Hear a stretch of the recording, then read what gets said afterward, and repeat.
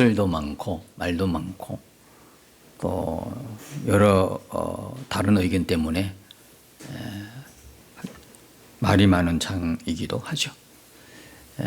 뭐 전천년설, 후천년설, 무천년설 뭐 이런 여러 가지 그런 부분이 있는데 우리가 계시록 보면서 요점은 복음을 놓쳐서는 안 된다는 거거든요. 복음을.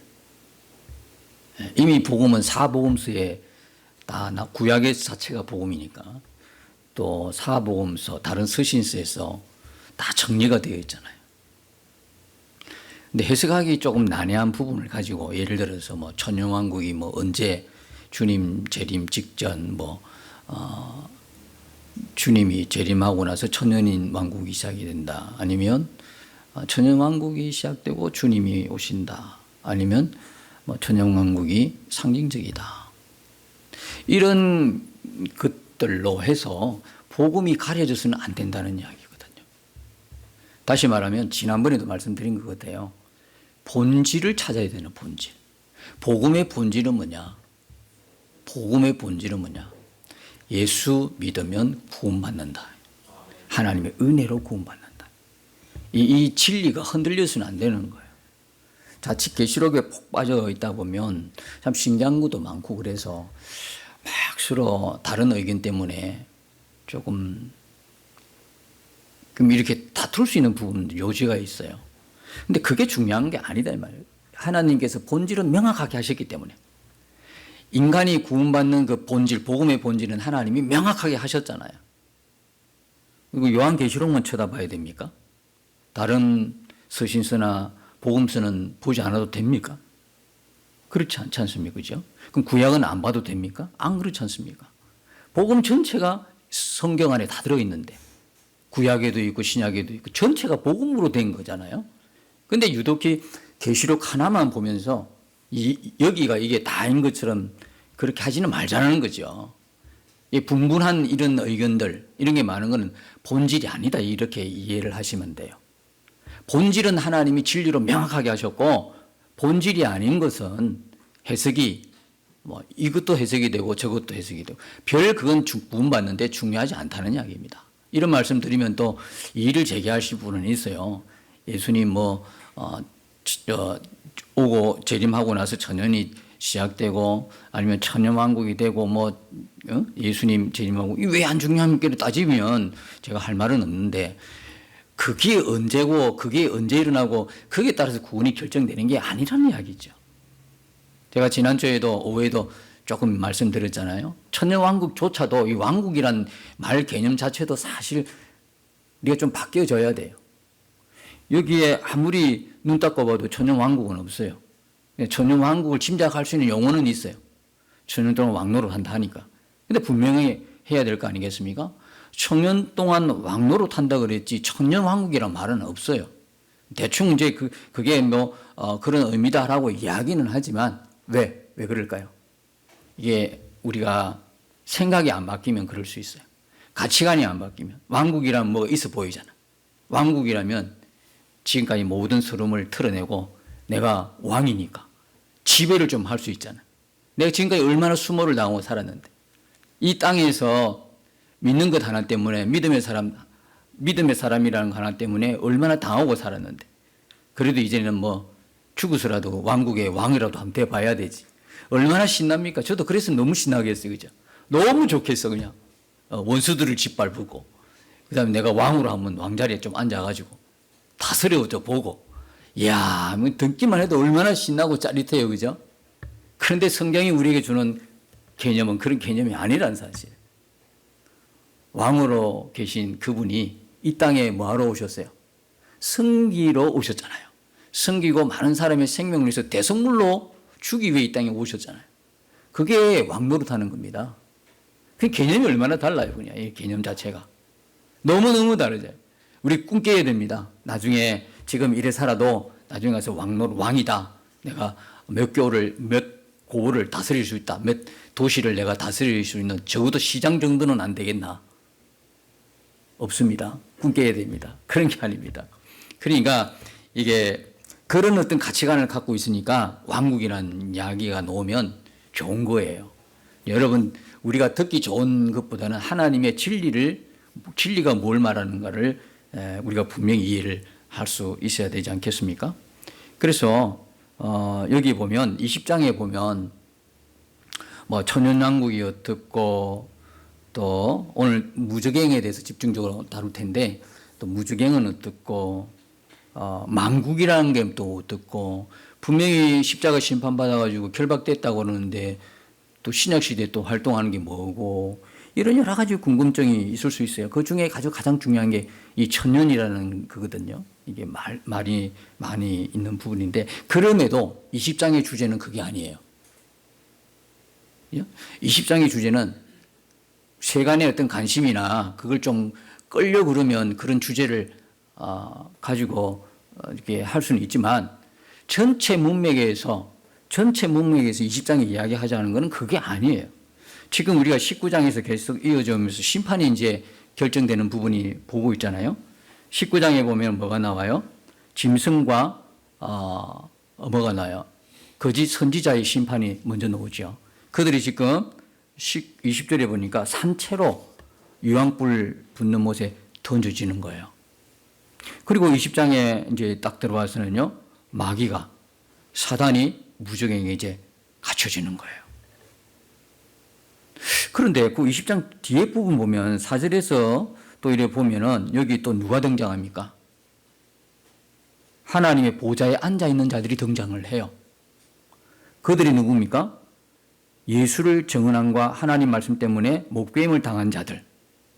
그죠? 그리고 짐승과 그의 우상에게 경배하지 아니하고 그들의 이마와 손에 그의 표를 받지 아니한 자들. 이들이 등장한다 이 말이에요. 이들이 왕노릇하고 있는데 그러면 이것은 20장은 결국 말하고 싶은 건 뭡니까? 결말을 말하고 싶은 거예요. 그렇게 예수 증언과 말씀 지키는 것 때문에 순교당하고 핍박당했던 그를 괴롭혔던 그 무리들, 사단과 그의 추종자들, 그들의 결론이 뭐냐를 이야기해 주고 있는 거예요. 우리는 지금 별 어떤 감동이나 감격이 이걸 읽어도 크게 와닿지가 않아요. 그런데 이 당시 순교를 당하고 핍박을 당했던 현실적으로 체험을 했던 초대 교회의 교인들의 입장에서는 이 말씀이 어떻게 와닿을까요? 그죠? 이게 어떻게 와닿겠냐고. 그리고 아브라함 품에 있는 구약 성도들, 보좌에서 우리의 원수를 언제까지 갚아주시겠나이까 했던 탄원했던 그들이 이 장면을 본다면 어떤 심정일까요? 어떤 마음일까? 다르단 말이에요. 지금 우리하고는 좀 다른 상황이에요. 지금 그 20장의 주제가 그런 거예요. 극명한 결과를 보여주고 있는 거예요. 결론. 네? 마귀와 짐승과 거짓 선지자 그들을 추종했던 불신자들의 결론이 뭐고 끝까지 믿음 붙들고 예수를 증언하고 하나님 말씀대로 살려고 했던 그들의 결론이 뭐냐. 그걸 지금 보여주고자 함이지 뭐 천년이 언제부터 시작되고 앞뒤가 뭐고 뭐냐 이런 문제로 시간을 낭비하지 말자는 거죠. 중요한 핵심을 우리가 볼 수 있어야 된다. 그리고 우리의 정체성이 뭔가를 분명히 하자는 거예요. 그리스도의 신부고 이 구약 성도들에게 이루어진 이 일들은 다 장차 누구에게 이루어질까? 우리에게 이루어질 일이에요. 이 승리가 누구의 승리다? 예수님의 승리를 끝나는 것이 아니라 결국 나의 승리고 내 인생의 결론적인 승리라는 걸 우리가 붙들어야 된다는 거거든요. 자꾸 계시록을 호기심 유발시키는 그런 책으로 여러분들이 이해하시면 어려운 거거든요. 이건 복음 중에 복음이라 그랬잖아요. 구약에서 예언한 모든 내용들이 어디서 이루어지는 내용을 담고 있다? 십자가에서 다 성취되고 있다는 것을 그대로 담고 있는 게 계시록이다는 거예요. 계속 그 말씀을 하는 거예요. 왜 드리느냐? 자꾸 이게 일어날 미래에 호기심 많은 책으로만 둔갑이 되니까. 그게 안타까운 거죠. 그래서 오늘 볼 부분들은 무저갱에 대해서 집중적으로 이제 좀 볼 거예요. 그리고 다음 주에는 이제 만국이 뭐냐 도대체. 여기 보면 만국을 미혹하지 못하게 하는데 이 부분도 이제 이게 성경을 이제 좀 앞뒤로 견줘 보면 쉬운 거예요. 이 만국도 16, 18, 19에 나오는 만국과 20장 이후로 나오는 만국이 차이가 나요. 만국에도 두 종류의 만국이 있어요. 하나는 하늘의 만국이 있고 두 번째는 땅의 만국이 있는데 이게 헷갈리는 거예요. 이게 헷갈리면 해석이 안 되는 거예요. 20장 이전까지는 땅의 만국을 이야기하고 20장부터 나오는 것은 하늘 만국을 이야기하고 있어요. 그러니까 이제 더 이상 십자가에 이제 유황 불못 무저갱에 들어간 마귀 사탄은 만국을 미혹하지 못해요. 그 만국은 뭐냐? 하늘 만국을 이야기하는. 그러니까 이 부분들이 해석이 안 되니까 너무 어려운 책이에요, 이게. 그런 식으로 이야기하면. 그래서 그거는 다음 주에 이렇게 보도록 하십시다. 오늘은 이게 유황 불못 하는 무저갱에 대해서 한번 봤으면 좋겠다 싶습니다. 지난 절에 19장 20절에 보면 산채로 유황 불 못에 던져지고라고 하는 표현이 나오죠. 누가 던져졌습니까? 짐승과 거짓 우상. 여기에 짐승은 계시록 13장 1절에 나오는 바다에서 올라오는 짐승, 땅에서 올라오는 짐승이죠. 그러면 이 짐승은 뭡니까? 바다에서 올라오는 것은 실체가 없어요. 거짓 우상이에요. 거짓 우상. 거짓 우상 짐승이에요. 자꾸 거짓 우상을 섬기도록 만들어주는 게 땅의 짐승이에요. 땅에서 올라오는 짐승인데 그것은 거짓 선지자예요. 그러니까 어떻게 생각하면 종교 권력이죠. 바다에서 올라오는 건 세상 권력이고 그들이 추종자와 함께 예수님 못 박는 거죠. 예수님 십자가에 달렸던 장면을 한번 생각해 보십시오. 예수님 고난당하시고 십자가에 박힐 때 유대 종교 지도자들이 앞장섰어요. 세상 권력을 등에 업고. 맞지요? 종교 지도자들이 오히려 못을 박은 거예요.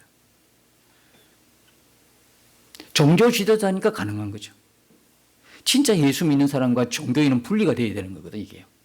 우리가 같이 교회 안에서도 참 안타까운 것은 종교인을 양산해서는 안 된다는 거예요. 그건 유대교 종교인하고 똑같은 상황이 벌어지는 거예요. 예수의 생명이 있는 자, 성령으로 거듭난 자가 되어야 되는 거거든요. 교회 안에서 그런 사람들이 하나님을 찬양하고 기뻐하고 감사하고 힘들고 어려운 상황 속에서 동행을 함께 하는 거죠. 종교인만 만들어내면 어떻게 하자는 거예요? 열심히 교회 출석하는 교인 만들어가 어떻게 할까? 그죠? 열심히 교회 충성, 봉사, 헌신하고 이런 교인들만 만들면 어떻게 하겠다는 거예요? 생명은 없는 채. 진짜 중요한 거는 아무것도 안 해도 예수 생명 있는 게 중요하잖아요. 아니, 속된 말로 살고 봐야 되잖아요. 사람이 살아야 열심히 나가 일도 하고 살아야 봉사도 하고 헌신도 있잖아요.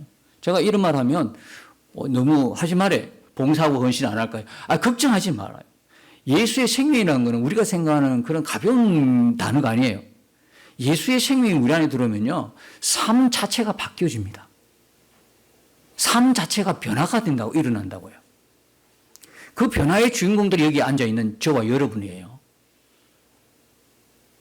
하도 오래되니까 그게 변한지 아니면 뭔지 자꾸 인식이 안 돼서 그런 건 모르겠지만 저와 여러분은 사실 여기에 하나님을 예배하는 자가 아니었어요. 하나님을 기뻐하는 자가 아니었어요. 내가 내 마음대로 내가 주인 되어 살았던 자였어요. 누구 간섭 받는 거 싫어하고. 하나님을 안다고요? 말도 안 되는 소리죠. 근데 왜 은혜인지 하나님이 왜 나를 택하는지 그건 아직까지 결론이 안 나왔고 모를 이유지만 하나님께서 우리를 택하여 여기에 앉혀놓으신 거거든요. 뭐가 있었어요? 예수의 생명이 우리 안에 있기 때문에. 그거로 변화된 사람들이라고요. 자꾸 우리 삶에 일어나는 여러 가지 내가 원치 않은 일들 보면서 낙심하고 실망하기는 쉬워도 우리 본 정체가 뭐냐, 우리가 변화된 우리의 무슨 자아를 갖고 있냐는 알고 있어야 될 거 아니에요. 실패하고 넘어질 수는 있다니까요. 실수할 수 있다니까요. 근데 그럼에도 불구하고 우리의 본질은 바뀌지가 않아요. 하나님이 택한 자고 예수의 생명이고 성령으로 거듭난 본질은 바뀌지 않는다고요. 왜 자꾸 제가 이런 말씀을 드리냐면 그런 넘어짐에서 내가 누군가에 대한 분명한 자기 자신의 존재 가치, 자기의 존재를 아는 사람과 모르는 사람 너무나 다르다는 거예요. 잠시 쓰러지더라도 다시 일어날 수 있어요. 그러니까 예수 믿는 사람은 뭐냐? 오뚜기 인생을 살아갈 수밖에 없어요. 그 안에 본질이 예수 생명이니까 넘어지고 또 일어나고 넘어지고 또 일어나고. 근데 이제 줄어들어 이게. 자꾸 줄어들어. 줄어들고 이제 넘어진 횟수도 줄고 반듯하게 서 있는 거예요. 그러면서 하지 말라 그래도 생명의 역사를 자꾸 일으켜요. 어디서요? 가정에서도 일으키고 직장에서도 일으키고 교회 안에서도 일으키고 자꾸 생명의 역사를 이루어가기 때문에 종교인으로 만들어가지고 교회 열심히 사람 만드는 것보다는 예수 생명으로 충만해가지고 알아서 그냥 예수 생명의 일들을 할 수 있도록 장을 베풀어 주는 게 더 중요한 일이다. 그 이야기를 하고 싶은 거죠, 결국은. 그래서 저와 여러분들은 분명하게 어떤 존재라는 것을 안다는 게 너무 중요하다 싶습니다. 그래서 여기 보면 그 땅의 짐승과 바다의 짐승들이 심판받습니다. 이들이 예수님을 했지만 결국 예수 정언과 하나님 말씀대로 신실하게 살려고 했던 모든 사람들을 고난 줬던, 핍박했던, 죽였던 자들이죠. 그들이 추종자들과 함께. 이들이 지금 심판받는 장면인데 심판받는 것이 뭐냐면 상체로 유황불 붙는 못에 던져지고 이런 말씀이 있어요. 자, 성경 안에서 불이 나오는 거는요. 유황불, 유황불못, 산채 이거는 실제적인 불이나 유황을 말하고 있잖아요. 계시록에서 등장하는 건요. 지금 이건 뭘 이야기하냐면 가장 상상할 수 없는 극심한 고통을 표현해 주기 위한 독특한 표현이에요. 우리로서는 그 고통을 금방 완벽하게 이해할 수 없어요. 영적인 일이라 영으로 일어난 일들에 대해서 우리가 어떻게 그걸 완벽하게 이해를 하시겠어요? 할 수 있겠어요? 그러나 최대한 이 고통에 대해서 우리가 인지할 수 있도록 표현하는 게 우리가 이해할 수 있는 표현대로 했던 게 뭐냐면 유황이고 유황불 못이고 이런 표현들이에요. 이해가 됩니까? 이게 실제적인 불이 아니다 이 말이에요. 이 계시록에서 등장하는 거는요. 영을 심판하는 거예요. 육을 심판하는 것이 아니라 이미 죽은 구약 불신자 영이란 말이에요. 마귀의 영이란 마귀가 눈에 보입니까? 거짓 우상, 거짓 선지자 이 영들이 우리 눈에 보입니까? 십자가 때 무슨 일이 일어났습니까? 십자가 다 아무 일이 일어나잖아요. 불이 임해가지고 불타 죽고 이런 사람 없어요. 캄캄한 흑암의 시간을 지나서 예수님 죽으셨어요. 지진이 일어나고 그 정도는 있었지만 불에 타 죽었다는 사람은 없어요. 이 불심판이라는 건 영적인 심판을 이야기하는 거죠. 영적인 심판요. 그래서 우리가 이해할 수 있는 가장 극심한 영이 당하는 가장 극심한 고통을 표현한다고 한 게 산채로 죽어도 불 속에 들어가면 힘들 텐데 살아있는 채로 집어넣어 버린다 생각하면 끔찍한 거잖아, 그죠? 우리가 이해할 수 있는 범위 내에서. 그래서 산채로 유황불 묻는 못에 던져지고 그랬어요. 그래서 이걸 불과 유황은 여러분들이 인식할 때 심판을 상징하는 단어다. 근데 역사적으로 이 불심판, 유황심판이 실제로 일어난 사건이 하나 있었어요. 그게 뭘까요? 창세기 19장에 나오죠. 소돔과 고모라였어요. 그건 실제적인 사건이에요. 역사적에서 일어난 실제적인 심판이, 불심판이 막 유황이 떨어지는 그런 심판이에요. 그 이후로는 전부 다 영적인 의미로 쓰여졌다는 것을 우리가 이해할 수 있어야 되는 거예요. 그래서 소돔과 고모라의 그 불심판을 뭡니까? 영적 심판으로 우리가 이해하도록 실제적인 사건 뒤에는 전부 다 영적 의미를 담은 영적 심판의 의미, 불과 유황 심판이다. 이렇게 이해하시면 되고요. 계시록 8장 3절에 8장 5절에 보면 이런 말씀이 있어요. 천사가 향로를 가지고 제단에 불을 담아다가 땅에 쏟음에. 와, 천사가 제단에 불 담아가 땅에 쏟았다네. 땅을 다 타버리는. 이게 무슨 이야기입니까? 이 불심판은요. 하나님의 제단에서 내려지는 영적 심판의 불이다라는 걸 우리에게 이야기해 주는 거예요. 그래 부었는데 세상 다 타고 없을 텐데 다 탄 적 없어요.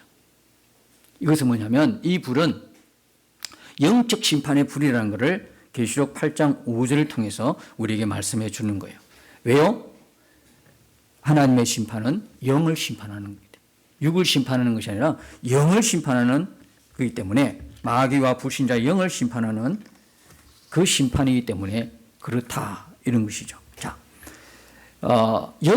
영의 심판에 있어서 그들을 가둘 수 있는 감옥은 없어요. 물질적인 감옥으로 그들을 거둘 수 있겠어요? 물질적인 불로서 그들을 태울 수 있을까요? 없다 이 말이에요. 그걸 우리가 인식을 해야 됩니다. 어떤 물질적인 영향을 미칠 수가 없어요. 영들에게는. 이 십자가 심판, 영의 심판은요, 어떤 물질적으로도 없어요. 그게 무저갱이라 이야기하면 우리가 생각할 때 흔히 뭐라고 생각해요? 이 마귀를 가두어놓은 감옥으로 생각하면서 물질적 개념을 갖고 있어요. 어딘가의 장소의 개념으로 생각하고 있단 말이에요. 맞을까요? 영을 모두 장소에 가둘 수 있어요? 어떤 동굴에 가둘 수 있을까요? 요즘 그런 것도 있더라고요. 지구 제일 밑에 파보니까 뭐 거의 지옥의 음성이 들린다, 뭐 고통만 뭐 들린다. 참 그게 이게 맞나 싶기도 해요. 혹하고 이렇게 관심은 가겠지만 이게 장소의 개념이 아닐 텐데. 그럼 지옥의 가장 밑에 그쪽인가? 그쪽이 지옥인가?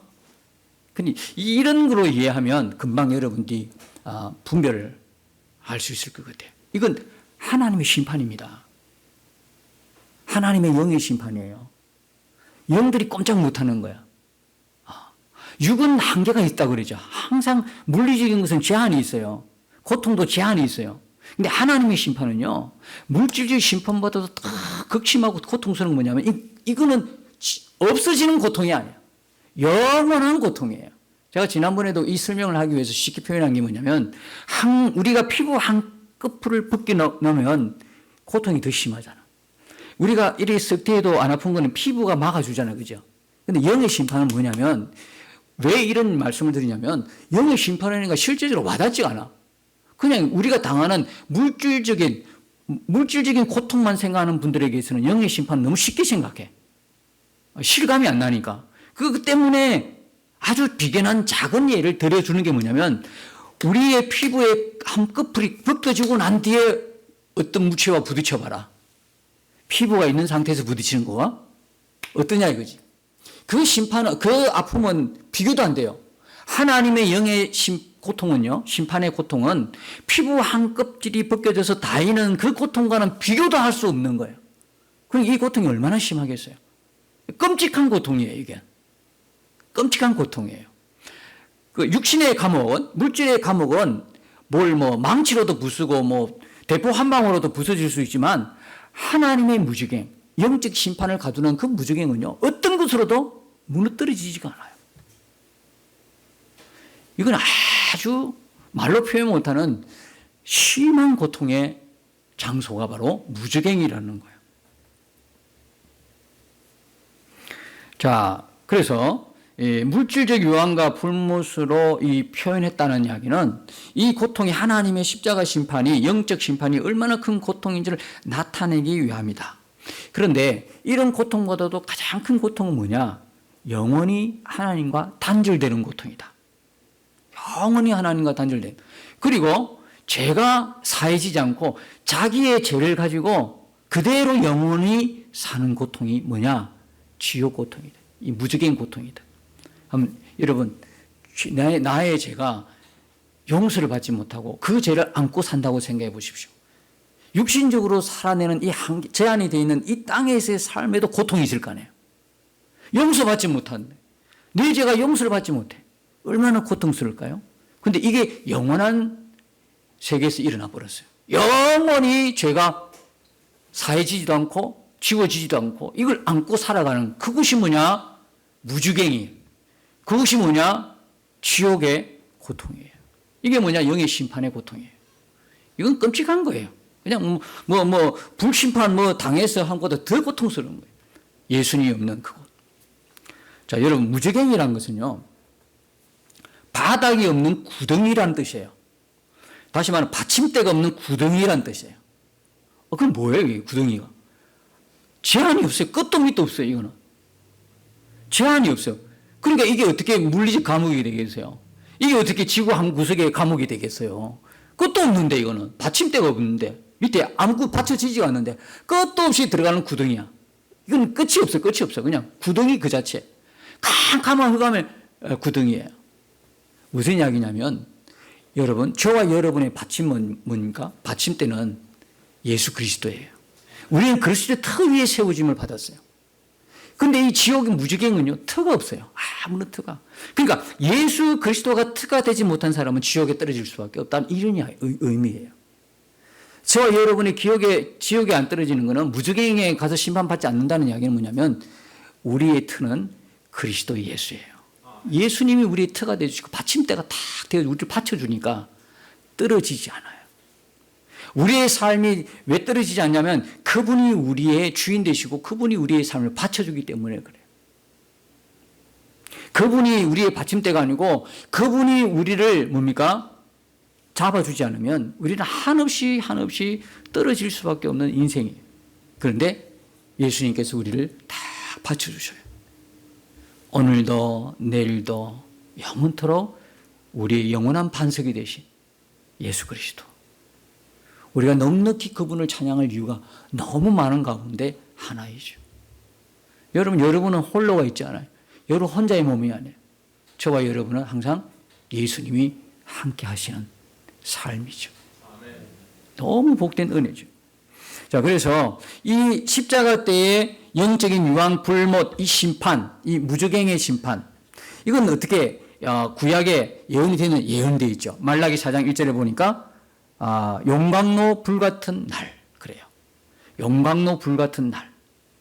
그 다음에 예수님께서도 친히 말씀하셨어요. 누가복음 12장 49절에 보면 내가 불을 땅에 던지러 왔다라고 표현하고 있어요. 내가 불을 땅에 던지러 왔다. 십자가 심판이 곧 무슨 심판이다? 불심판이라는 거예요. 던지러 왔다. 던지러 이 단어가 뭐냐면 발로라고 하는 원어예요. 근데 이 던지러 이 단어가요. 19장 20절에 있는 유황불 붙는 못에 던져지고 이 단어가 똑같다는 이야기예요.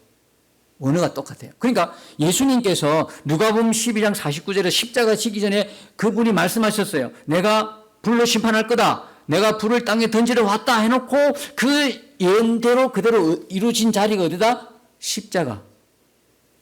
그 자리였다는 거예요. 거기에서 예수님이 십자가 심판을 통해서 그들을 불 속으로 던져버리는 그 상황이 그대로 전개되고 있다는 거예요. 세례 요한은 예수께서 십자가 심판으로 악한 자들을 꺼지지 않는 불에 태우실 거다 이렇게 말씀하는 거예요.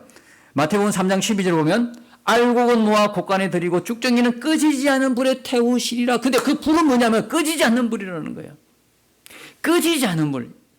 무슨 불이에요? 영적인 불이라는 거예요. 영적인 불심판을 세례 요한은 미리 이야기를 하고 있다는 이야기죠. 불에 던지는 심판의 때가 십자가의 때임을 세례 요한은 또 마태복음 3장 10절에서 말씀하고 있습니다. 이미 도끼가 나무 뿌리에 놓였으니, 이미 도끼가 나무의 뿌리에 놓였다는 거예요. 그 이미라는 건 뭐예요? 그때는 언제? 당장 지금 코앞에 나와 있는 십자가 때를 이야기하고 있는 거예요. 재림의 때를 이야기하고 있잖아요. 지금 예수님이 오셔서 십자가 지기 전이거든요. 세례 요한이 이야기했던 이미 도끼가 나무 뿌리에 놓였다는 이야기는 무슨 이야기냐면 그때는 뭐냐면 십자가 때를 이야기하고 있다는 거예요. 좋은 열매를 맺지 아니한 나무마다 찍혀 불에 던져지리라. 여기도 던져지리라. 똑같은 용어가 등장하죠. 예수님도 마태복음 7장 19절에 뭐라고 하냐면 아름다운 열매를 맺지 않은 나무마다 찍혀 불에 던져지느니라. 똑같은 단어들이 계속 나와요. 예수님이 이 땅에서 사역하시면서 계속 불심판을 이야기하고 있는 지금. 십자가의 심판이 불심판이라는 거예요. 십자가에 일어난 그 불심판에서 계속 말씀하고 있는 그것을 계시록에서 그대로 이루었다, 성취가 되었다는 것을 계시록을 통해서 우리에게 지금 보여주고 있다는 이야기예요. 여기 나오는 좋은 열매, 아름다운 열매 어떤 열매일까요? 그 열매가 어떤 열매예요? 그건 뭐 따로 떼어서 나누어야 될 은혜이지만 간단하게 이야기하면 우린 좋은 열매, 뭐 열매 이야기하면 뭐 크기 수를 이야기하잖아요. 그죠? 크기 수를 이야기하잖아요. 지금 여러분 우리가 계속 매일 성경을 읽어나가는 부분에 있어서 사무엘 22장인가요? 다윗이 인구조사하죠. 그 부분이 나와요. 인구조사하는 부분. 인구조사가 얼마나 큰 범죄인지 아십니까? 그 민수기 때 인구조사가 나오고 다윗이 한 인구조사가 나오고 성질이 달라요. 민수기 때는요, 이제 하나의 나라를 이루어가기 위한 인구조사고요. 순수한 하나님의 뜻 앞에서 이루어진 거고요. 다윗이 왕국을 이루고 나서 이제 배불렀을 때 하는 인구조사는 뭐겠어요? 불을 보듯 뻔한 거 아니에요? 자기 가시용이거든요. 하나님이 이루신 은혜를 싹 잊어버리고, 와, 나의 백성들이 이만이 많아? 나의 군사들이 이렇게 많아? 그것 때문에 요압이 반대함에도 불구하고 끝까지 밀어붙이다가 어떻게 심판당하는 거 보잖아요, 우리가. 여러분, 여기에 열매를 크기와 수로 이야기하는 거는요, 다윗과 같은 범죄를 범할 수 있는 위험성이 있어요. 여기 성경에서 나오는 열매는 그런 열매를 이야기하잖아요.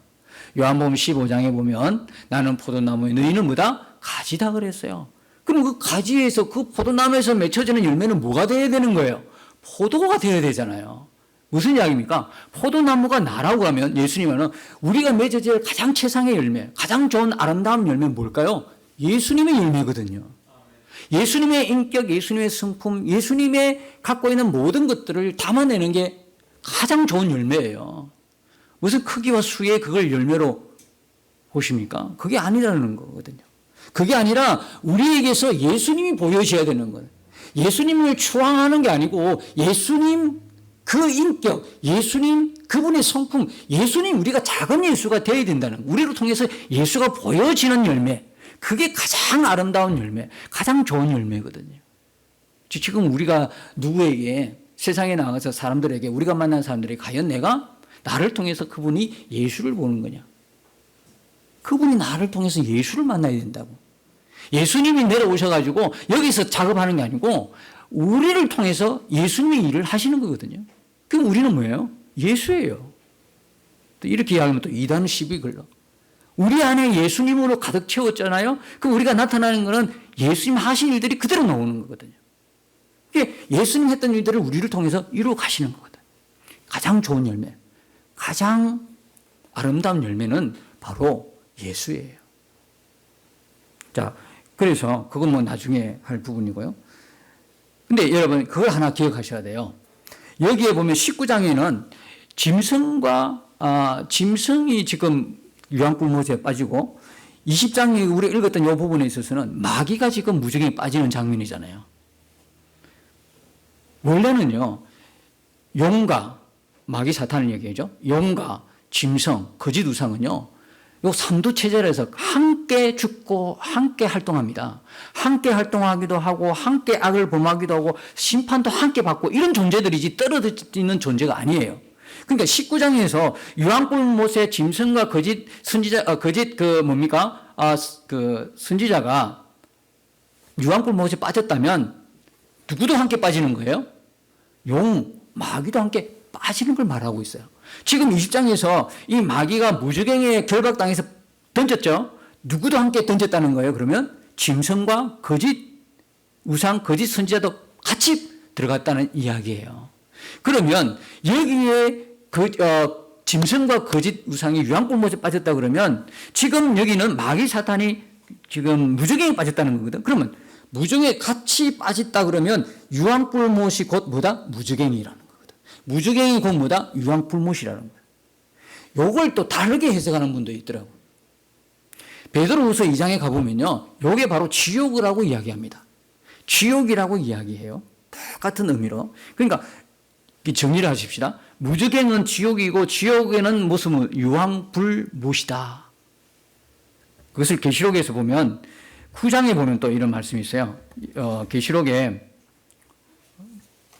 9장에 가보면 뭐라고 표현하냐면 9장 2절에 그가 무저갱을 여니까 그 구멍에서 큰 화덕의 연기 같은 연기가 막 올라오고 그 연기를 통해서 누가 나오냐, 황충이 나와 사람들을 막 죽이는 장면이 나온 게 9장입니다. 근데 9장 2절에 보면 무저갱을 딱 열어보니까 어떤 일이 벌어지냐, 무저갱에서 큰 뭡니까? 연기가 올라와요. 큰 화덕의 연기 같은 연기. 자, 큰 화덕이란 건 뭐냐면 용광로를 이야기하는 겁니다. 용광로. 센 물이 막 들어가서 뜨겁게 막 푹 오르는 그 용광로예요. 그 용광로 연기가 팍 올라오는 장면이에요. 그러므로 이 무적행은 지옥인데 그 속에 뭐가요? 불이 그냥 유황과 불못이 있는 그곳이 바로 뭐다? 무적행이다. 근데 이것을 심판하는 때가 언제다? 십자가 때다. 십자가 때. 근데 왜 이렇게 따로따로 기록하느냐? 따로따로 왜 짐승의 심판과 이 뭡니까? 사단 마귀, 용의 심판을 따로 분리시키게 이야기하면 뭘까요? 창세기 3장 15절의 성취를 이야기해 주고 있는 거예요. 왜? 마귀는 지금 이들 세력의 우두머리니까 대표적으로 우두머리니까 완전히 창세기 3장 15절에 뱀의 머리를 부셔버리는 그 예언이 지금 어디서 십자가에서 이루어진 것을 보여주기 위해서 따로 분리시켜서 마귀의 심판을 말씀하고 있는 것이지, 실제적으로는 뭐다? 함께 심판받는 장면이다. 이게 오늘 본문에 있는 내용이고요. 또 시간이 너무 많이 가서 또 다음에 해야 되겠네요. 무적행은 마귀가 아주 두려워하는 곳이고, 무적행은 불못이고 계속 이제 설명이 나오는데 다음 시간에 하십시오. 다음 시간에 해도 뭐 괜찮을 것 같습니다. 하여튼 결론은 뭐냐? 이 무적행은 지옥이고, 이 지옥은 뭐냐? 유황 불못이 타는 곳이고, 용광로 불처럼 타는 곳이고, 결국 이 심판은 십자가에서 이루어졌고, 십자가 영적 사건이다. 물질적인 사건이 아니고, 물질적 성심판이 아니고 영적인 사건이다. 그걸 여러분 기억하셔야 돼요. 그러나 이들이 무적행에 빠져 있지만 성도들은 어떻게 되는 거예요? 보좌에 있다는 거예요. 그걸 강조하고 싶어가지고 4절에 보면 내가 보좌를 보니, 그 다음에 또 이야기해. 또 내가 보니. 이걸 강조하고 싶은 거야. 한쪽에서는 무적행에 심판받지만 성도들이요, 하나님의 사람들이요, 당신들은 뭡니까? 보좌에 앉아있는 하나님의 자녀들이라, 하나님의 백성들이라는 걸 이야기해 주고 있는 거예요. 우리가 세상에 살면서 놓치면 안 돼요. 우리가 비록 이 땅에 살지만 아직 묵시적으로 이런 내용은 완성은 안 됐지만, 그러나 묵시적으로 이루어진 이 내용은 앞으로 일어날 일이잖아요. 우리가 여기 있지만 한편에서는 보좌 옆에 예수님과 함께 있다는 사실을 잊지 말고 세상 살아가면서 어떻게 살아요? 하늘을 바라보고 살아라. 보좌를 바라보고 살아라. 그렇게 성경에서 보라 그러는데 안 보고 그냥 안 보겠다. 이게 무슨 심보예요? 우리가 믿음으로 승리할 수 있는 비결은요, 이 땅에서 나 홀로 전쟁하는 것이 아니라 이미 전쟁에 승리하신 예수 그리스도를 바라볼 때 그 승리가 나의 승리가 되는 거예요. 내가 이 세상에 살아갈 때 힘들고 어려운 가운데, 고난 가운데서 이겨낼 수 있는 비결은 항상 우리의 눈이 하늘을 향하여 있는 거예요. 항상 보좌로 우리의 초점이 맞춰져 있는 거예요. 항상 보좌에 계신 예수님으로 초점이 맞춰질 때 예수님의 승리가 나의 승리고 세상을 넉넉히 이길 수 있음을 기억하시고, 우리가 이번 한 주간도 어떻게 해요? 우리와 함께 가시는 예수님과 함께 바라보고 동행하는 일에 힘쓰고 예수는 저와 여러분 되시기를 예수님으로 축복합니다. 주와 함께 싸워 승리하리라. 날마다 믿음으로 나 살아가리. 날마다 믿음으로 나 살아가리.